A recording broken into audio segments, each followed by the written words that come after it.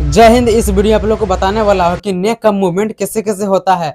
नेक का मूवमेंट में कौन कौन सा टर्म एनाटॉमिकल टर्म्स यूज हो रहा है, इसमें एग्जांपल के साथ देखेंगे। ये भी देखेंगे कि अप्रोक्स रेंज मतलब कि जो हमारा नेक मूव कर रहा है, कितना डिग्री मूव कर रहा है, इसमें डिटेल में आसानी से समझने वाले हैं, एकदम आसानी से।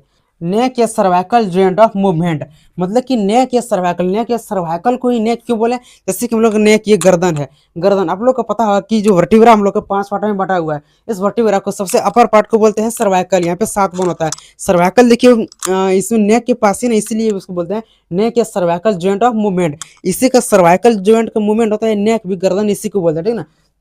तो सबसे पहले इसमें फ्लेक्शन। फ्लेक्शन में बोल रहा है कि नेक फॉरवर्ड बेंड।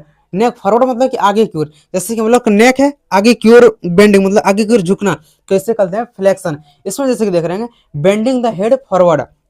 हम लोग का जो ये हेड है, नेक है, नेक बेंडिंग हो रहा है, झुक रहा है किस तरफ, फॉरवर्ड आगे की ओर झुक रहा है, इसलिए इसको बोलते हैं फ्लेक्शन। फ्लेक्शन नेक का ये हो गया पहला फ्लेक्शन। इसमें एग्जांपल है चिन को चेस्ट की तरफ लाना।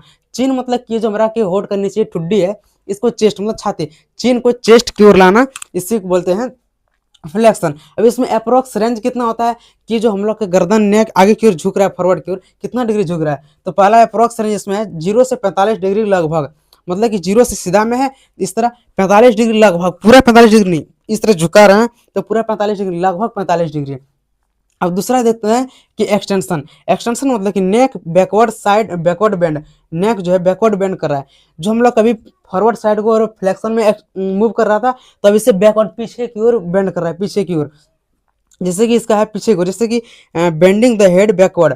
हम लोग का जो ये हेड है नेक, इसका नेक का मूव हो रहा है, हेड जो है पीछे की ओर बैकवर्ड की ओर मूव कर रहा है, इसे एक्सटेंशन में देखेंगे, ठीक ना।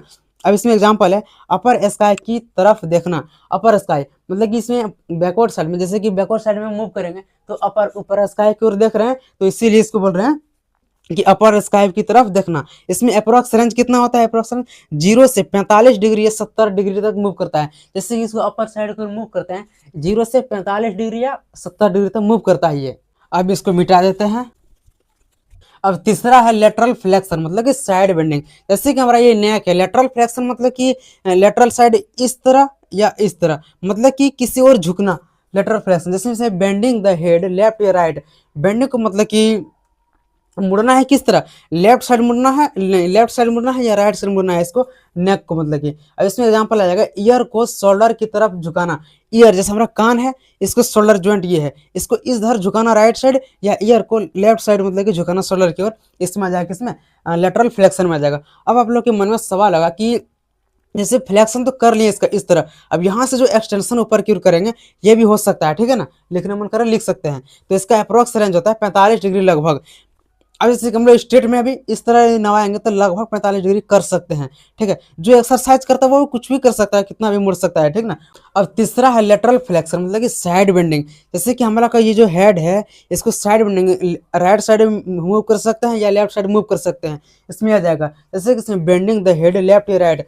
हम लोग का जो हेड है, हेड इसको बेंडिंग किधर करना है, लेफ्ट साइड मूव करना है या राइट साइड इसको बेंडिंग करना है, इसलिए इसको आ जाएगा। इसमें एग्जाम्पल है ईयर को शोल्डर की तरफ लाना।